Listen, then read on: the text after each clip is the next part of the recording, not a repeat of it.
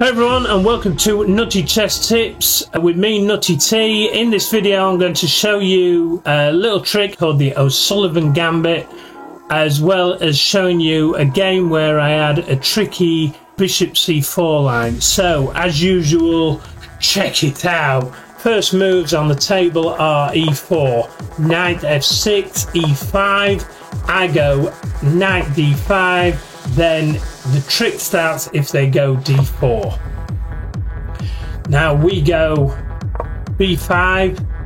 If they take with the bishop, we simply go c5. If they take, we have this lovely little queen move, check. So on the next move, we're looking to take that bishop. There are multiple moves in this position. If they move the queen or the bishop, we simply take this bishop off. Now if they move the knight, we simply take the knight with our knight, and we're eyeing up the queen, so they have to take, and then we simply take the bishop, stopping their castling right. And if they think queen d5 is a good move eyeing up this rook, they are wrong, because we simply have bishop b7 eyeing up the pawn when the queen moves, so that is losing. So let's go back. In this position, what if they go bishop c4? What I recommend here is the c pawn takes. If they take the knight with the bishop, we simply have this queen move. We're eyeing up the bishop as well as checking the king. Their best move is knight d3. There is another little tricky line here. Pawn takes the knight. And then if your opponent gets greedy and takes a rook, we then take the pawn with check. If they move to protect it, we then take this pawn on e5 with the queen, check. If they cover again, we simply take the rook and promote to a queen, and we're winning. But in this position, the reason I recommend knight to c6 is because of this move, b4. If you take and then they have this move b4, we're just going to be losing a rook. So in this situation, I just recommend c6 with the knight, because then if they cover, you can simply take the knight. So let's go back. What if your opponent, instead of doing that, goes c4? What I recommend here is just knight back to b6. Your opponent usually goes d4, d6, develop, play chess. So I had this game on chess.com. Instead of these two moves, I had bishop c4. Now what did I do in this situation? I went knight b6, threatening the bishop. My opponent went b3 with the bishop. I then went d6 to try and open up my lines for the bishop.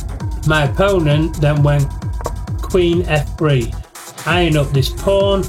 So I defend it with e6. My opponent went d4, protecting this pawn. I went knight d6. Now I'm threatening the pawn as well as the fork, so my opponent went c3. Now I love this square on b4. So what I do is I'm looking to attack that in the future, so I go a5. My opponent goes knight e2, getting ready to castle. Now I attack and take on e5, takes, and now I've got this nice open file. Knight e5, eyeing up the queen, so the queen went g3. Now I went knight d3, and then your opponent's best move is to go f1. and then I just recommend you take this bishop and then push this pawn to threaten this one and go for an attack. My opponent in this situation, king d2, and now I've got a discovery, so I go knight f2, iron up this rook, checking at the same time. My opponent went king e3.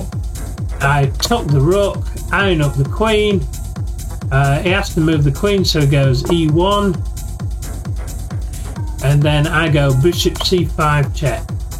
My opponent protects with the knight. I then go check with the queen on g5. My opponent goes f3, trying to guard this pawn, queen h5. My opponent goes king e3. I then push my pawn to attack the knight.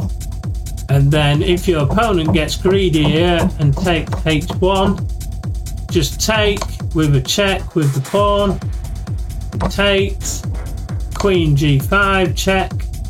My opponent went king d3, bishop f5 check. My opponent went king c3, and now you can see the power of this a5 pawn, because now it is boom, checkmate. So I hope you enjoyed the video. Don't forget to like and subscribe. Let me know what you think in the comments below, and it's nice.